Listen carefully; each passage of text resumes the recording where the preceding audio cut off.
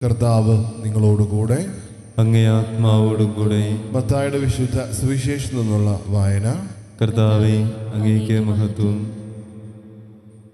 അക്കാലത്ത് സമാധാന രാജാവായ ഹെരോദാവ് യേശുവിൻ്റെ കീർത്തിയെപ്പറ്റി കേട്ടിട്ട് തൻ്റെ സേവകരോട് പറഞ്ഞു, ഇവൻ സ്നാപയോഹന്നാനാണ്. മരിച്ചവരിൽ നിന്ന് അവൻ ഉയർപ്പിക്കപ്പെട്ടിരിക്കുന്നു. അതുകൊണ്ട് ഈ ശക്തി ഇവരിൽ പ്രവേശിക്കുന്നത്. ഹെരോദാവ് യോഹന്നാനെ ബന്ധിച്ച് കാരാഗൃഹത്തിൽ അടച്ചിരുന്നു. സ്വന്തം സഹോദരനായ പീലിപ്പോസിൻ്റെ ഭാര്യ ഹെരോദിയ നിമിത്തമാണ് അവനിത് ചെയ്തത്. എന്നാൽ യോഹന്നാൻ അവനോട് പറഞ്ഞിരുന്നു, അവൾ നീ സ്വന്തമാക്കുന്നത് നിയമാനുസൃതമല്ല. ഹെരോദേസിന് അവനെ വധിക്കണമെന്നുണ്ടായിരുന്നു. എങ്കിലും അവൻ ജനങ്ങളെ ഭയപ്പെട്ടു. എന്നാൽ അവർ യോഹന്നാനെ പ്രവാചകനായി പരിഗണിച്ചിരുന്നു. ഹെരോദേസിന്റെ ജന്മദിനത്തിൽ ഹെരോദിയയുടെ പുത്രി രാജസദസ്സിൽ നൃത്തം ചെയ്ത് അവളെ സന്തോഷിപ്പിച്ചു. തന്മൂലം അവൾ ചോദിക്കുന്നത് എന്തും നൽകാമെന്ന് രാജാവ് അവളോട് ആണയിട്ട് വാഗ്ദാനം ചെയ്തു. അവൾ അമ്മയുടെ നിർദ്ദേശമനുസരിച്ച് പറഞ്ഞു, സ്നാപയോഹന്നാൻ്റെ ശിരസ് ഒരു തളികയിൽ വെച്ച് എനിക്ക് തരിക. രാജാവ് ദുഃഖിതനായി, എങ്കിലും തൻ്റെ ശബ്ദത്തെയും അധികളെയും പരിഗണിച്ച് അത് അവർക്ക് നൽകാൻ അവൻ ആജ്ഞാപിച്ചു. അവൻ കാരാഗൃഹത്തിൽ ആളയച്ച് യോഹന്നാൻ്റെ തല വെട്ടിയെടുത്തു. അതൊരു തളികയിൽ വെച്ച് പെൺകുട്ടിക്ക് നൽകി. അവൾ അത് അമ്മയുടെ അടുത്തേക്ക് കൊണ്ടുപോയി അവർ ശിഷ്യർ ചെന്ന് മൃതശരീരമെടുത്ത് സംസ്കരിച്ചു. അനന്തരം അവർ യേശുവിനെ വിവരമറിയിച്ചു. കർത്താവിൻ്റെ സുവിശേഷം. ക്രിസ്തുവേ, അങ്ങേക്ക് സ്തുതി.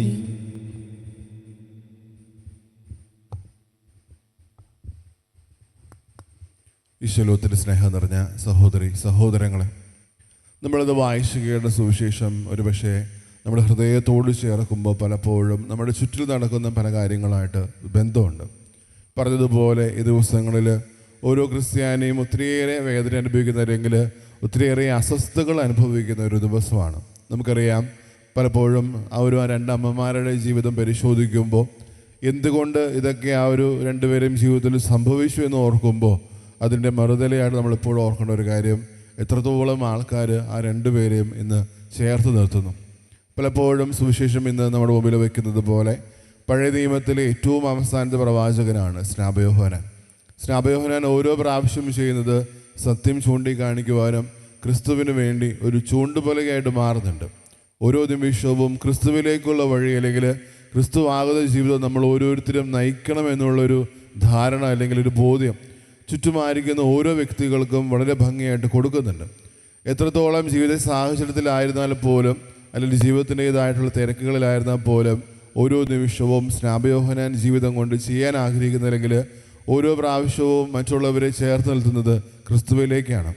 നമ്മൾ ഓർക്കേണ്ട ഒരു കാര്യം, നമ്മുടെ ആത്മീയ ജീവിതത്തിൽ അല്ലെങ്കിൽ ക്രിസ്ത്യാനിയായിട്ട് നമ്മൾ ഓരോരുത്തരും മാറുമ്പോൾ, അല്ലെങ്കിൽ മാമോദിസായിലൂടെ ഓരോരുത്തരും ക്രിസ്തുവിൻ്റെ അനുയായികളായിട്ട് നമ്മൾ ചേർന്ന് നിൽക്കുമ്പോൾ നമ്മളും ഈ പറഞ്ഞതുപോലെ അവിടത്തേക്ക് വേണ്ടി ചൂണ്ടുപലകളായിട്ട് മാറുന്നുണ്ട്. ഒരു പക്ഷേ ക്രിസ്തുവിനെ മറ്റുള്ളവർക്ക് കാണിച്ചു കൊടുക്കാൻ മാത്രമല്ല, നമ്മുടെ ജീവിതം കൊണ്ട് ആ ഒരു സത്യത്തെ ഈ ലോകത്തിലേക്ക് ഓരോരുത്തർക്കും തിരിച്ചറിയാനും വെളിവാക്കാനും നമ്മുടെ ജീവിതം കൊണ്ട് നമ്മൾ പരിശ്രമിക്കേണ്ടതുണ്ട്. കാരണം നമ്മളൊരു യാത്രയിൽ പോകുമ്പോൾ അല്ലെങ്കിൽ വഴിയിലായിരിക്കുമ്പോഴോ പലപ്പോഴും ഈ പറഞ്ഞതുപോലെ ചൂണ്ടുപലകൾ തേടിയിട്ടാണ് പലപ്പോഴും നമ്മൾ ജീവിതത്തിൽ മുന്നോട്ട് പോവുക. അല്ലെങ്കിൽ ഒരു യാത്രയുടെ അവസാനം തേടി പോകുന്നത് പലപ്പോഴും ഈ പറഞ്ഞതുപോലെ ഈ ചൂണ്ടുപലകൾ തേടിയിട്ടാണ്. അതൊരു ലക്ഷ്യം നമ്മുടെ മുമ്പിലേക്ക് വെക്കുന്നുണ്ട്. പക്ഷേ ആ ഒരു ലക്ഷ്യം നമ്മൾ പലപ്പോഴും കാണുമ്പോൾ തെറ്റായിട്ടുള്ളൊരു ഒന്ന് കാണുന്നുണ്ടെങ്കിൽ, നമ്മൾ വഴി തെറ്റിപ്പോകുന്നുണ്ടെങ്കിൽ നമ്മൾ പലപ്പോഴും പഴിക്കുന്നതും അല്ലെങ്കിൽ തെറ്റിച്ചാരുന്നതും ഈ ചൂണ്ടുപലകയാണ്. എന്തുകൊണ്ട് ആ ഒരു തെറ്റ്, ആ ഒരു ചൂണ്ടുപലക എൻ്റെ ജീവിതത്തിലേക്ക് കാണിച്ചു തന്നു. ആ ഒരു യാത്ര പലപ്പോഴും മുടങ്ങുന്നുണ്ട്, അല്ലെങ്കിൽ ആ യാത്ര പലപ്പോഴും ഇതുപോലെ ചെറുതായിട്ട് മാറിപ്പോകുന്നുണ്ട്. ഓർക്കുക, സ്നാപയോഹന്നാൻ ആ ഒരു കാലഘട്ടത്തിൽ ഒരു പ്രവാചകനായിട്ട് മാറിയെങ്കിലും ക്രിസ്തുവിനെ ലോകത്തിലേക്ക് പരിചയപ്പെടുത്തുക മാത്രമല്ല, സത്യം ഓരോ നിമിഷവും അവരോരോരുത്തരും ജീവിതത്തിൽ കാണിച്ചിട്ടുണ്ട്. അതുകൊണ്ട് ഒരു പക്ഷേ അസ്വസ്ഥമാകുന്നത് ആരൊക്കെയാണെന്നുള്ള കാര്യം നമുക്ക് പലപ്പോഴും അറിയാം. ഈ ഒരു കാലഘട്ടത്തിൽ പലപ്പോഴും ഈ പറഞ്ഞതുപോലെ സത്യത്തെ ചൂണ്ടിക്കാണിക്കുമ്പോഴും അല്ലെങ്കിൽ സത്യത്തെ ഈ ലോകത്തോട് വിളിച്ചു പറയുമ്പോഴും അസ്വസ്ഥരാകുന്ന പല ആൾക്കാരും നമ്മുടെ ഇടയിൽ ഇപ്പോഴും ഉണ്ട്. സുവിശേഷം പരിശോധിക്കുമ്പോൾ 3 കാര്യങ്ങളാണ് പറയാൻ ആഗ്രഹിക്കുന്നത്. ഒന്നാമത്തത്, പലപ്പോഴും ഈ ഒരു ചൂണ്ടുപലകയുടെ പൂർണ്ണത നമ്മുടെ ജീവിതത്തിലേക്ക് പലപ്പോഴും നമുക്ക് കൈവരിക്കാൻ പറ്റുന്നില്ല. ഓർക്കേണ്ട ഒരു കാര്യം, ചൂണ്ടുപലക എന്ന് പറയുമ്പോൾ അതിന് യഥാർത്ഥമായൊരു ബോധ്യം അല്ലെങ്കിൽ സത്യം ഓരോ നിമിഷവും കാണുന്നുണ്ട്.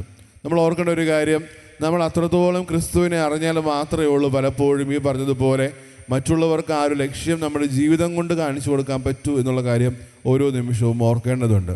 പലപ്പോഴും ഈ പറഞ്ഞതുപോലെ പലയിടങ്ങളിലും അല്ലെങ്കിൽ നമ്മളായിരിക്കുന്ന ഓരോ ഇടങ്ങളിലും ഈ ചൂണ്ടുപലകൾ സ്ഥാപിതമാകുമ്പോൾ ഒരുപക്ഷെ നമ്മുടെ കുടുംബത്തിലോ അല്ലെങ്കിൽ നമ്മൾ ജോലിയെടുക്കുന്ന ഇടങ്ങളിലോ നമ്മളായിരിക്കുന്ന ഓരോ ഇടങ്ങളിലും സ്ഥാപിതമായതുകൊണ്ട് ഈ ചൂണ്ടുപലകളായിട്ട് നമ്മൾ ഓരോരുത്തരും മാറാൻ വിളിക്കപ്പെട്ടവരാണ്. നമ്മളായിരിക്കുന്ന ഓരോ ഇടങ്ങളിലും അല്ലെങ്കിൽ നമ്മൾ സ്ഥാപിക്കപ്പെടുന്ന അല്ലെങ്കിൽ നമ്മൾ വളർന്നു വരുന്ന ഓരോ ഇടങ്ങളിലും മറ്റുള്ളവരെ ആ ഒരു ക്രിസ്തുവിൻ്റെ സ്നേഹത്തിലേക്ക് നമ്മൾ ഓരോരുത്തരും നയിക്കാൻ നമ്മൾ ഓരോരുത്തരും കടപ്പെട്ടവരാണ്. രണ്ടാമത്തെ ഒരു കാര്യം, ആ ഒരു സമയത്ത് ഹെരോദോസ് വിചാരിച്ചത് എന്തുകൊണ്ട് അല്ലെങ്കിൽ സത്യത്തെ മറച്ചു വെച്ചുകൊണ്ട് ജനം എന്ത് വിചാരിക്കുമെന്നുള്ള ബോധ്യത്തിലായിരുന്നതുകൊണ്ട് പിന്നീട് നമ്മൾ കാണുന്നത് ആ ഒരു ജനക്കൂട്ടം കൊണ്ട് ഈ ഹെരോദോസ് എന്ന് പറയുന്ന മനുഷ്യൻ ആ മനുഷ്യൻ നയിക്കപ്പെടുന്നതാണ്. പലപ്പോഴും ഈ പറഞ്ഞതുപോലെ നമ്മുടെ മനസ്സാക്ഷി രൂപീകരണം പലപ്പോഴും സംഭവിക്കുന്നില്ല നമ്മുടെ ജീവിതത്തിൽ. ആത്മീയ ജീവിതത്തിൽ പലപ്പോഴും ഈ പറഞ്ഞതുപോലെ ഒരു താഴ്ചയായിട്ട് പലപ്പോഴും നമ്മൾ ഓർക്കേണ്ട ഒരു കാര്യം, ഈ പറഞ്ഞതുപോലെ ഒരു പൂർണ്ണ മനസ്സാക്ഷി പലപ്പോഴും നമുക്ക് ഇല്ലാതെ പോകുന്നുണ്ട്. എൻ്റെ ജീവിതത്തിൽ പലപ്പോഴും ഈ പറഞ്ഞതുപോലെ തെറ്റ് എന്താണെന്ന് എനിക്കറിയാമായിരുന്നിട്ടും പലപ്പോഴും ആ തെറ്റിൽ തന്നെ നമ്മൾ നിൽക്കുന്നുണ്ട്. ഓരോ നിമിഷവും നമ്മൾ ഓർക്കേണ്ട ഒരു കാര്യം, തെറ്റ് എൻ്റെ ജീവിതത്തിൽ എനിക്ക് അറിയാമായിരുന്നിട്ടും പലപ്പോഴും ആ തെറ്റ് ചൂണ്ടിക്കാണിക്കാനോ അല്ലെങ്കിൽ ആ തെറ്റിനെ പറ്റി പറയാനും നമ്മൾ പലപ്പോഴും പരിശ്രമിക്കാതെ കണ്ണുകൾ അടയ്ക്കുന്നുണ്ട്. നമ്മളും ഈ ഹെരോദോസിനെ പോലെ ജീവിതത്തിൽ പലപ്പോഴും ഈ ഒരു ഹെരോദോസ് എന്ന് പറയുന്നത് നമ്മുടെ ഒരു ജീവിത സാഹചര്യമാകാം അല്ലെങ്കിൽ ജീവിതത്തിൻ്റെ ഓരോ നിമിഷങ്ങളാകാം. പക്ഷേ നമ്മൾ അതിനെങ്ങനെ തിരിച്ചറിയുന്നതും അല്ലെങ്കിൽ ആ ഒരു മനസ്സാക്ഷിയോടുകൂടി അല്ലെങ്കിൽ ക്രിസ്തുവിൻ്റെ മനസ്സാക്ഷിയോടുകൂടി എങ്ങനെ ജീവിച്ചു പോകുന്നു എന്നുള്ള കാര്യം നമ്മൾ ഓരോ നിമിഷവും ഓർക്കണം. മൂന്നാമത്തെ കാര്യം, ആ ഒരു ജനക്കൂട്ടം മാത്രമല്ല, അതിനപ്പുറത്തോട്ട് അവർക്ക് ഓരോരുത്തർക്കും ഒരു വാഗ്ദാനം കൊടുക്കുന്നുണ്ട്. ആ ഒരു വാഗ്ദാനം അവിടെയുള്ള ഓരോ ആൾക്കാരെയും പ്രസാദിപ്പിക്കാൻ വേണ്ടിയിട്ടാണ്. നമ്മൾ ഓർക്കേണ്ട ഒരു കാര്യം, പലപ്പോഴും നമ്മൾ ജീവിക്കുമ്പോൾ അല്ലെങ്കിൽ ഒരു ക്രിസ്ത്യാനിയായിട്ട് ജീവിച്ച് മുന്നേറി പോകുമ്പോൾ നമ്മൾ ഒരാളെയും അല്ലെങ്കിൽ നമ്മുടെ ചുറ്റിലുമുള്ള ഒരാളെ പ്രസാദിപ്പിക്കേണ്ട ഒരു കാര്യമില്ല. നമ്മളെപ്പോഴും നമ്മുടെ ജീവിതം തമ്പുരാൻ അടിയറ വെച്ചും അല്ലെങ്കിൽ അവനെ പ്രതിഫലിച്ച് ജീവിച്ച് കാണണം എന്നുള്ള കാര്യം നമ്മൾ ഓരോ നിമിഷവും ഓർക്കണം. നമ്മുടെ ജീവിതത്തിൽ ഈ പറഞ്ഞതുപോലെ നമ്മുടെ ചുറ്റിലുമുള്ള ആൾക്കാരല്ല പ്രസാദിപ്പിക്കേണ്ടത്, മറിച്ച് തമ്പുരാനെയാണ് നമ്മുടെ ജീവിതം കൊണ്ട് പ്രസാദിപ്പിക്കുക എന്നുള്ള കാര്യം ഓരോ നിമിഷവും നമുക്ക് തിരിച്ചറിയാം. എപ്പോഴും ഈ പറഞ്ഞതുപോലെ ഈ കാലഘട്ടത്തിലാണെങ്കിൽ പോലും നമ്മൾ ഒരുപക്ഷെ സത്യം നമ്മൾ പറയുന്ന സത്യങ്ങൾ ഓരോ പ്രശ്നവും ഓരോ ആൾക്കാരെയും അസ്വസ്ഥരാക്കിയേക്കാം. പക്ഷെ ഓർക്കേണ്ട ഒരു കാര്യം, ക്രിസ്തുവിന് വേണ്ടി ഒരു ചൂണ്ടുപലകയായിട്ട് നിലകൊള്ളുക എന്നത് നമ്മുടെ ഓരോരുത്തരും വിളിയാണ്. തമ്പുരാൻ നമ്മൾ ഓരോരുത്തരെയും സമൃദ്ധമായിട്ട് അനുഗ്രഹിക്കട്ടെ. പിതാവിൻ്റെയും പുത്രൻ്റെയും പരിശുദ്ധാത്മാവിൻ്റെയും നാമത്തിൽ ആമേൻ.